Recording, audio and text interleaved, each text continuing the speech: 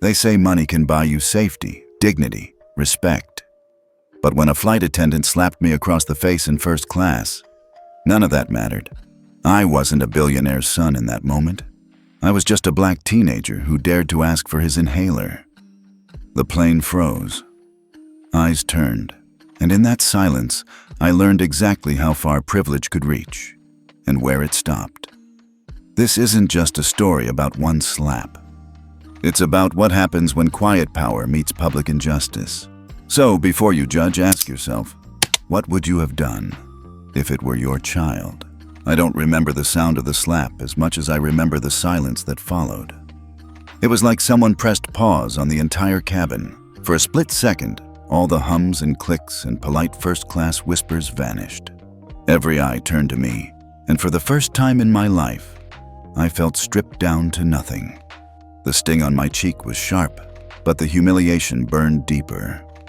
Madison Drake, the blonde flight attendant with her tight bun and tighter smile, had just slapped me, open-handed, in front of 3 rows of passengers who probably paid more for this flight than some people pay in rent.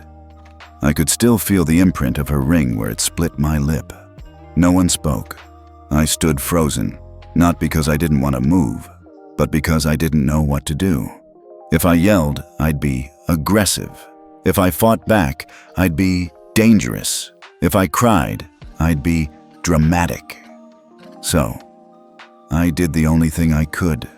I stood still, like a statue, like a suspect, like someone who knew better than to breathe too loudly.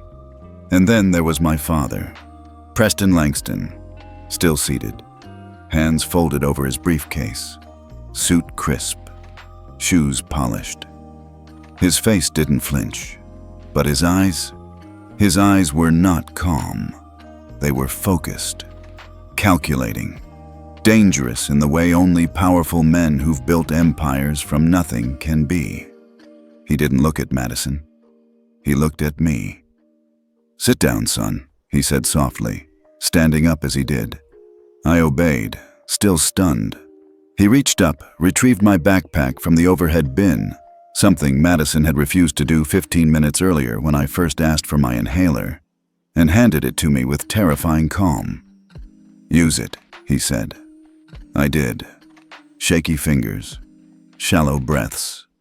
My chest loosened slowly. Around me, passengers shifted uncomfortably, unsure of whether they'd just witnessed a crime or a misunderstanding. Then Dad pressed the call button. Once. Deliberate. A chime sounded. Moments later, the captain's voice came over the intercom.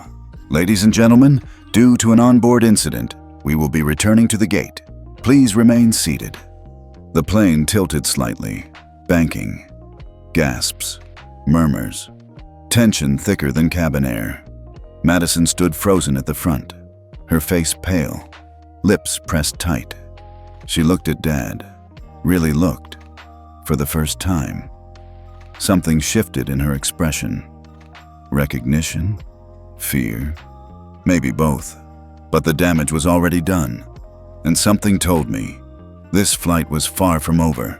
The morning started in silence, the kind only found in houses with too many rooms and not enough people. I lay in bed, staring at the high ceiling of the Langston estate, the kind of ceiling that echoed back everything you didn't say. "Caleb, wheels up in 3 hours," my father's voice boomed through the intercom. "Conference attire." Conference attire. Not just a suit, a message. I rose, showered, dressed in the navy blazer Dad insisted made me look serious. Then I walked back to my desk. There, lying beside my untouched Harvard acceptance letter, was a sheet of handwritten music. My latest composition, the one I hadn't shown him. I folded it carefully and slid it into the side pocket of my backpack, right next to my inhaler and headphones. No way I was spending 6 hours at 30,000 feet trapped between quarterly projections and IPO success stories. Downstairs, the air smelled of roasted coffee and polished wood. Our driver waited beside the Maybach and Dad stood next to him, pressed, poised, powerful. Even his silence had weight. "You didn't shave," he said as I approached. "I'm 17. I replied. Not a whole lot to shave. He didn't laugh. He never did at jokes he didn't write. Inside the car, he launched into itinerary mode. The Global Financial Leaders Summit isn't just another keynote, it's where alliances are formed. You'll meet the chairman of Vanguard, former Treasury secretaries, men who could mentor you through Harvard, help you start early. I stared out the window. Boston passed by in slow motion. My fingers tapped a beat on my thigh. Did you ever consider, I said, that maybe I don't want to be you? Silence. Not because I don't respect you, I added, but because I hear in chords, not currency. I think in melodies, not market caps. His jaw clenched. Just a flicker. Music is a beautiful hobby, he said eventually. But Langstons don't just express, we build. We change industries. We lead. I looked at him. What if I want to change people, not industries? He didn't answer, and yet somewhere behind that stern expression, I thought I saw a flicker of something. Fear, maybe. The kind parents have when they realize their children might rewrite their legacy instead of inherit it. As the airport came into view, the silence between us thickened. Not hostile, just full of words neither of us were ready to say. I adjusted the strap on my backpack, feeling the weight of my hidden music inside. Maybe, just maybe, today would give me the quiet space I needed to finish it. I had no idea it would become the loudest day of my life. Logan International smelled like antiseptic, burnt coffee, and overpriced perfume. The check-in process was smooth. Too smooth.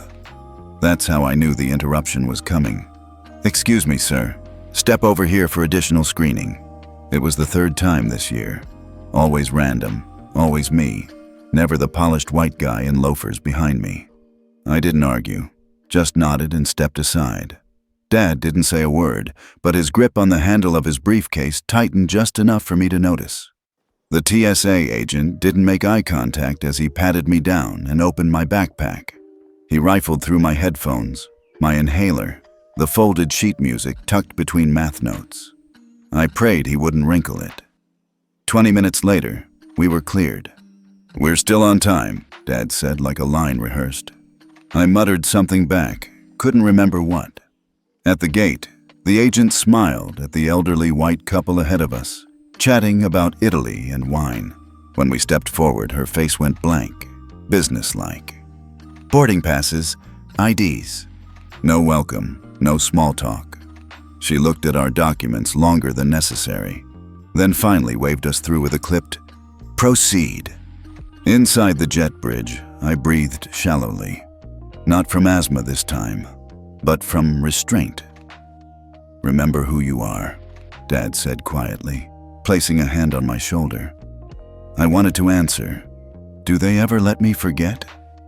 We stepped onto the plane. Madison Drake stood by the door, hands folded, smile ready, for the family ahead of us. "Good morning, welcome aboard." When it was our turn, the smile dropped. "Seats?" "No, sir." No eye contact. 2A and 2B, Dad replied with practiced calm. She barely nodded, gesturing vaguely toward the cabin. As we walked down the aisle, a man in his 50s glanced up from his Wall Street Journal, then double-checked his seat number, as if making sure we weren't in the wrong section. An older woman clutched her handbag tighter when I passed. I'd built up a thick skin to these moments, but today, the cuts felt fresh. Maybe it was the music still ringing in my head. Maybe it was the paper in my bag that somehow felt more fragile after the TSA search. Maybe it was just enough. We sat. Madison offered champagne to the white couple in front of us with charm and small talk. When she reached our row, she didn't speak, just asked, "Drinks?" "Water," Dad said. "Same," I replied. No eye contact, no napkins. Just 2 plastic cups, water sloshing slightly. A few drops landed on my dad's sleeve. She didn't apologize, just walked off. I clenched my fists. "Let it go," Dad whispered. I stared out the window, teeth grinding. But something inside me whispered louder, "No, not this time." I opened my laptop as soon as we reached cruising altitude. letting the soft hum of the engines blend with the melody on my screen. It was unfinished, half composition, half confession. A piano line searching for closure. I'd written it in pieces since Mom died. Naomi Langston, neuroscientist, community builder, mother, and the woman who'd been dismissed as anxious until her heart gave out in a hospital that never listened closely enough. I titled the piece Breathless. It was the only thing I'd made this year that felt like me. My fingers hovered over the keys, adding new notes slowly. I barely noticed Madison Drake approaching with the drink cart until she was right beside me. She served the man across the aisle with practiced grace. Scotch, 2 ice cubes, warm nuts in a porcelain bowl. When she turned to me, her smile evaporated. She didn't ask if I needed anything. I didn't look up. "Cranberry juice, please," I said calmly. She poured with quick, careless movements. I saw it happening before it did. The slight tilt, the too full cup, the angle of her hand. The deep red liquid splashed directly onto my keyboard, seeping between the keys. "No!" My chair jerked back as I scrambled for napkins. She tossed a handful at me like breadcrumbs to pigeons. No apology, not even a glance. My laptop screen flickered, then black. Everything I'd written, every chord, every harmony, gone. My hands trembled. I stared at the stained keyboard like it was a crime scene. Dad looked over, calm, always calm. "I'll get you a new one in LA, he said. "That's not the point," I snapped, too loud.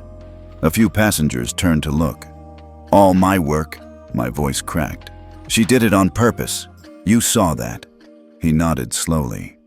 "Yes, I saw." "And?" His voice dropped. "Let it go. Let it go." 3 words that felt like a betrayal. "I can't." I didn't yell. I didn't curse. I just said it flatly, quiet enough for only him to hear, loud enough that it rang inside me like a vow. Across the aisle, the man with the scotch glanced at me with a smirk.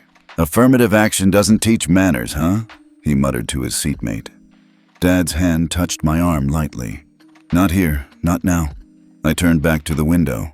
My reflection stared back, eyes stormy, jaw clenched. Inside my backpack, the folded composition papers still rested, untouched, safe. But the version I'd poured into my laptop, lost. And so was my patience. It started as a tickle in my chest. Nothing dramatic, nothing unusual. But I knew what it meant. The tightness crept in like a shadow, slow and familiar. My breathing grew shallow, then uneven. I reached into my pocket, empty. My inhaler was in my backpack, overhead. "Dad," I whispered. He turned instantly. His eyes scanned my face. He knew the signs. "I need it." He pressed the call button. 1 chime. We waited. Nothing. 2 minutes passed. He pressed it again, this time more firmly. Still nothing. Meanwhile, I heard Madison's voice floating up the aisle. She was chatting politely with a couple near the front, offering top-shelf wine like nothing was happening 2 rows behind her. My chest began to burn. Dad stood halfway, scanning for any flight attendant. No one looked, no one came. A 3rd press, a 4th. Finally, Madison appeared. She walked slowly, as if we'd inconvenienced her. "Yes?" she said flatly, not even looking at me. "My son needs his medication," Dad said, calmly but firmly. "His inhaler is in the overhead bin." "We're experiencing turbulence," she replied, monotone. The seatbelt sign was off. I watched a white man walk down the aisle toward the restroom. Another passenger stood to stretch. "There is no turbulence," Dad said, his voice still measured. "I'll return when it's safe," she said, then turned and walked away. I closed my eyes, trying to breathe through the rising panic. My lungs fought for air. It felt like inhaling through a straw. Across the aisle, a woman, mid-30s, sharp eyes, was watching. She held her phone subtly, angling it just right. She was recording. Her name tag read Olivia Wu. Another minute passed. My vision blurred. Each breath took effort. "I'm getting it," I croaked, undoing my seatbelt. Dad tried to stop me. "Wait!" But I was already on my feet. Every part of me screamed, "I can't breathe!" That's when Madison returned, moving faster than before. She blocked the aisle, arm outstretched. "Sit down immediately," she snapped. "I need my medication," I rasped. Her expression was unreadable. For a second, I thought she'd step aside. Then her hand came up. Not yet the slap, but the push. She pressed her palm against my chest, forcing me backward. I stumbled. Passengers turned. Someone gasped. I caught myself on the armrest, wheezing. That's when it all began to dim, the corners of my vision folding inward like closing curtains. In the distance, I heard Dad's voice, not yelling, commanding, "Get his bag!" But no one moved. My breath came in short, shallow pulls, like the cabin had collapsed inward. The edges of my vision swam. I felt like I was underwater. Everything muffled, distant, unreal. Still, I stood. I had to. Madison blocked the aisle, both hands out now like she was guarding a vault. I said, "Sit down." "I can't breathe," I managed, my voice thin and cracking. She took a step forward. "You're being disruptive. I need my medication." I moved to sidestep her, slowly, deliberately. Not aggressive, not confrontational. That's when it happened. Her hand came up, fast, no hesitation, open palm, and cracked across my face. The sound echoed, louder than the engines, louder than my heartbeat. The force sent my head sideways, my cheek lit up with fire. I felt something warm slide down my lip. Blood, a cut from her ring. Time stopped. Gasps filled the air. One, then another. A third passenger whispered, "Did she just—" I stood motionless. My body froze, but inside, something shattered. It wasn't just pain. It was rage, embarrassment, powerlessness. But still, I didn't move. Across the aisle, a baby started crying. Even the crying felt like it wasn't allowed. I turned slowly to face her. I didn't say a word. Behind me, Dad stood. He didn't shout, didn't lunge. He simply reached forward and pressed the call button. Once. Click. A soft chime. That was all. He then stepped into the aisle, walked around Madison, and opened the overhead bin himself. Retrieved my backpack, handed it to me without a word. I fumbled with the zipper, pulled out the inhaler, and took 2 desperate puffs. The medicine hit my lungs like water on fire. Only then did I realize how much I'd been fading. The cabin was dead quiet. Madison looked shaken now, not from guilt, but from uncertainty. Her gaze flicked between me and Dad, searching for something she couldn't name. A voice crackled over the speaker. "Ladies and gentlemen, this is your captain speaking. Due to an onboard situation, we are returning to the gate. Please remain seated with your seatbelts fastened." The plane banked slightly. Murmurs broke out. "She hit him. He's just a kid. I saw everything." Passengers were whispering, fumbling for phones, angling cameras. The silence was gone, replaced by a current of realization, disbelief, fear. Madison backed away slowly, eyes wide now. Dad sat beside me again, calm as ever. "You okay?" he asked. I nodded, barely. Then he folded his hands in his lap, like he was in a boardroom. The game had changed. And the system? It was waking up. The plane hadn't even reached the gate before airport security boarded. 4 of them, black uniforms, tight expressions, hands hovering too close to tasers. Madison met them at the front, talking in hushed, rapid tones. But her voice rose just enough for everyone to hear. "He became aggressive, ignored my instructions. I feared for my safety." I flinched. Aggressive. That word again. The most dangerous label they could throw on a black teenager in America. More dangerous than the slap. More dangerous than blood. Because it could justify anything. One officer nodded and walked down the aisle toward us. Purposeful, no hesitation. "Sir," he said, stopping by my seat. "We need you to come with us." I didn't move. Dad didn't either. "On what grounds?" Dad asked calmly. "We've received a crew report about threatening behavior." "That's a lie," a voice cut in. Olivia Wu stood 2 rows behind us, holding up her phone. "I recorded everything. He never touched her, never raised his voice. She hit him when he asked for medical help." A murmur rippled through the cabin. "I saw it too," said a deeper voice. A tall black man in a gray suit stood up. "I'm Marcus Bell, Executive VP at Aldridge Global.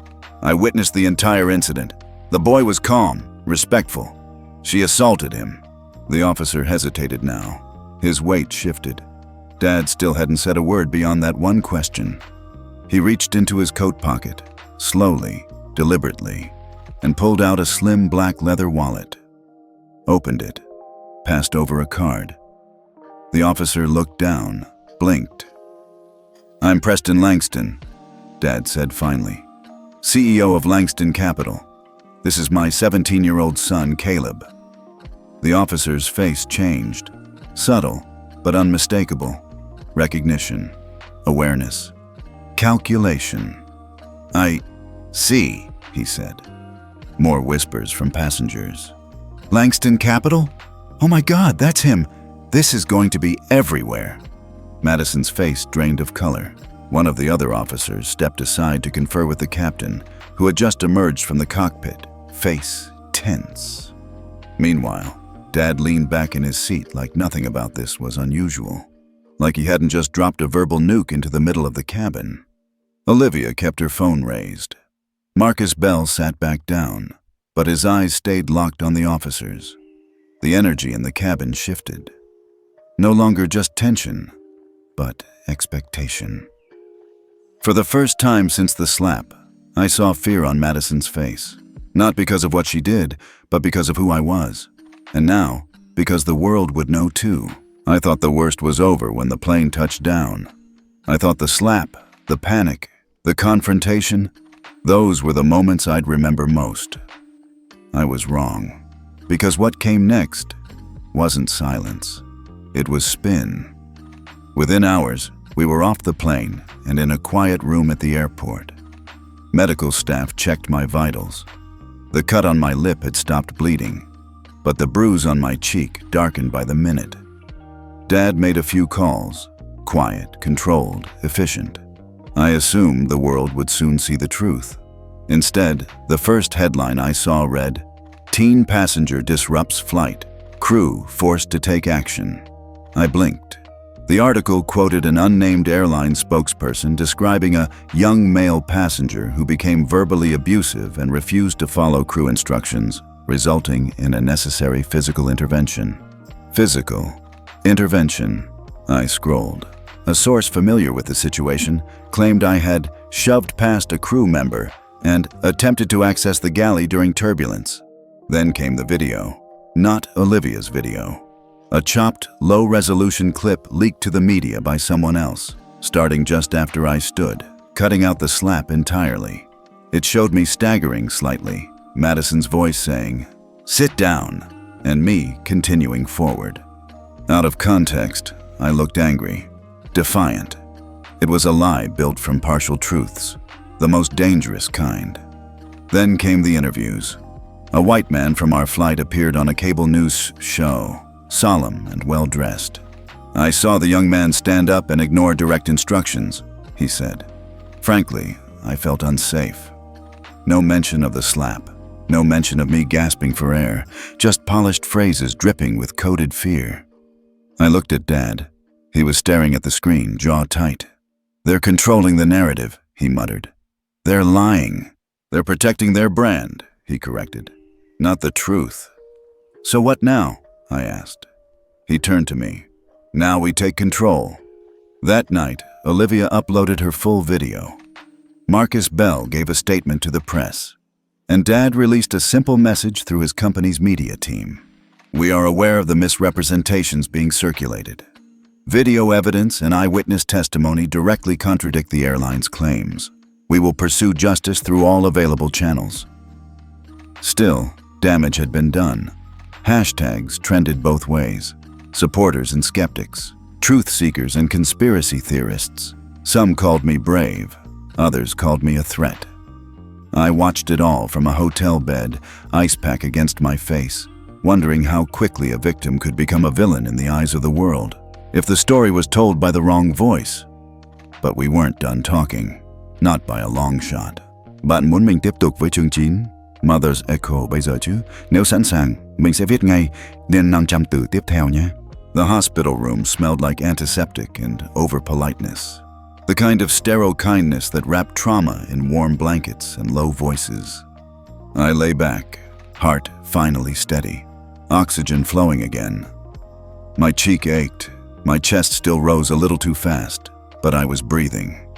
Dad sat beside me, coat still on, phone silent for once. He hadn't said much since we arrived, just paced, took a few calls, signed some forms. Then, without warning, he spoke. You were 8 when your mother died. I blinked. He never brought her up first. She complained of chest pain, tightness, said she felt something was wrong. I nodded slowly. I remembered. The ambulance, the way she smiled at me to keep me calm, even when her lips were pale. We brought her to the best hospital in Boston. Prestige, awards, all that. His voice was even, but his hands were clenched. They ran basic tests, told her it was stress, anxiety. Women sometimes confuse panic with heart symptoms, they said. But she knew. She insisted. I could feel the twist in my gut forming before he finished. They ignored her, for hours, until it was too late. I closed my eyes. Images flooded in. Her laugh, her piano, her absence. The autopsy said it was a massive aortic dissection, totally preventable if caught in time. He paused. After she died, the hospital offered a settlement, confidentiality agreement, quiet apology. Did you take it? I asked, voice dry. No. He stood, walking to the window, staring at the gray skyline beyond.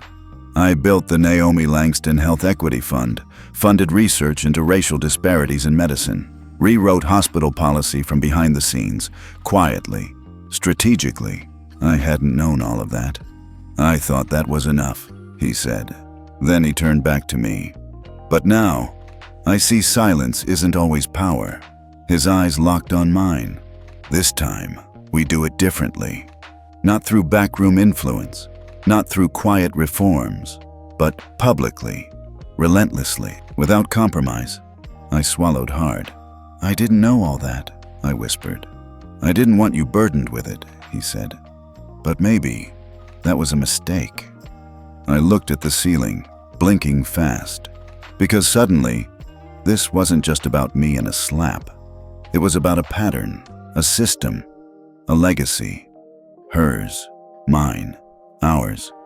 And maybe this time, we wouldn't wait until someone else stopped breathing to act. 3 days later, I stood backstage in a conference center filled with 3,000 of the most powerful people in global finance. CEOs, tech founders, policymakers, hedge fund titans, all waiting for the keynote speaker. My father. He stood next to me, crisp navy suit, tie immaculately knotted, but no slides in hand, no clicker, no charts, just his presence. They expect to talk on digital assets, he said. I nodded. You're going to give them something else. He glanced at me. We are. Then the announcer's voice echoed through the hall. Please welcome the founder and CEO of Langston Capital, Preston Langston. Thunderous applause followed him to the podium. He waited, let the noise settle, then said, I had a presentation prepared. Charts, forecasts, innovation pipelines. He paused. But instead, I want to talk about what happens when someone who's supposed to be safe, someone privileged, protected, gets reminded that none of it shields you from prejudice. You could hear a pin drop. He told them about the flight, the slap, the silence, the lies. Then he said, My son is here. Caleb, would you join me? My knees went weak, but I walked forward, heart hammering. He handed me the mic. I stood in front of thousands and millions more watching online. "I'm 17, I began. I've been taught to stay calm, be polite, be small when I'm scared. But nothing I did stopped a woman from slapping me across the face for asking to breathe." Murmurs rippled through the room. I kept going. That slap wasn't just a moment. It was a mirror, reflecting everything our systems try to deny. I saw faces shifting, some uncomfortable, some ashamed. Then I added, "But I'm not just here to talk, I'm here to play." A sleek keyboard was wheeled onto the stage. I sat, breathed, and let my fingers tell the rest. Tarmac. That's what I named the piece. A composition that began with the low, dissonant chords of turbulence, rose with hope, shattered with impact, and slowly, through layered harmonies, rebuilt itself. Not the same, but stronger. I didn't look up once while playing. I didn't have to. When the last note faded, I finally lifted my head. Silence. Then a standing ovation. Some wiped tears. Others didn't clap, just stood, stunned. Later, I'd find out the performance had been picked up live by a national news channel covering the conference. It spread like fire. The hashtag #tarmac trended for 36 hours straight. But in that moment, I wasn't thinking about virality or vindication. I was thinking Mom would have been proud. And maybe, for the first time, so was I. By the time we landed back in Boston, everything had shifted. The full, uncut video Olivia filmed was now public, circulating through every platform, every feed, every inbox. It showed everything: my shallow breathing, the repeated call button presses, Madison's refusal, her push, her slap, and the silence that followed. No editing, no spin. It couldn't be denied anymore. Within 48 hours, National Airways released a statement announcing that CEO Richard Halston had resigned to pursue other opportunities. Translation: he was forced out. But that wasn't the real headline. The real shock came when people, hundreds of them, began sharing their own stories. Black passengers, brown passengers, elderly, disabled, immigrant. People with stories so eerily similar, it was like reading a pattern printed in invisible ink, now revealed. Heard the turbulence excuse before. Was told my seat was downgraded after I asked for water twice. Reported an incident last year, was ignored. Then came the internal leak. A whistleblower from National Airways released documents. Customer complaints labeled low priority if they involved subjective treatment bias, which essentially meant they felt discriminated against. A paper trail of neglect. Within days, the airline was under federal audit. Lisa Monroe, a civil rights attorney who took down 2 police departments and a university in 1 decade, joined our legal team. When she walked into our kitchen, briefcase in hand, she smiled at me like we were already in the middle of a movement. "This isn't just a lawsuit," she said. "It's a reckoning." Then something I never expected. A bill, drafted in the House of Representatives, the Passenger Equity and Protection Act, inspired directly by the incident. The bill proposed mandatory bias training for all airline staff, third-party complaint handling, real-time incident logging, and federal penalties for discriminatory behavior on flights. They called it Caleb's Clause. When I saw the draft, I stared at the words for a long time. Not because I couldn't believe it, but because I could. Because for once, the slap didn't end in shame or silence. It echoed. It moved things. It made powerful people sweat. Dad looked at me after reading the same document and said, "They never saw this coming." "They thought they were protecting their system," I replied. "But the system turned on them." He smiled, just slightly. The kind of smile that doesn't celebrate revenge, but recognizes transformation. We weren't done. The case was still moving forward, the media was still watching, and justice wasn't a finish line. It was a process. But one thing was clear: the world wouldn't forget what happened on that flight, and neither would I. 6 months later, I stood at gate 14, ticket in hand, watching planes taxi across the tarmac like slow-moving giants. Same airport, same crisp boarding announcements. But everything felt different. I was different. I just finished my first semester at the conservatory, studying composition, music theory, conducting. I was learning how to take emotion and turn it into architecture, how to make a room full of strangers feel something they didn't know they were carrying. Dad didn't fight me on it, not after everything. He even sat front row at my fall recital, clapping like it was a board meeting with every note. But he hadn't retired. Far from it. He was now the face of the movement to reform the airline industry from the inside out, spearheading boardroom reforms, regulatory changes, speaking on CNN, testifying before Congress. Quiet power, now made visible. I boarded my flight, a short hop to DC for a student performance event. My name was called at the gate, upgraded to first class. I didn't argue. As I stepped into the cabin, I caught her eye, a young black flight attendant, maybe in her mid-20s. Crisp uniform, natural curls tucked into a neat bun. She looked at me, then glanced around, lowered her voice. "Thank you," she whispered, "for what you did." I blinked.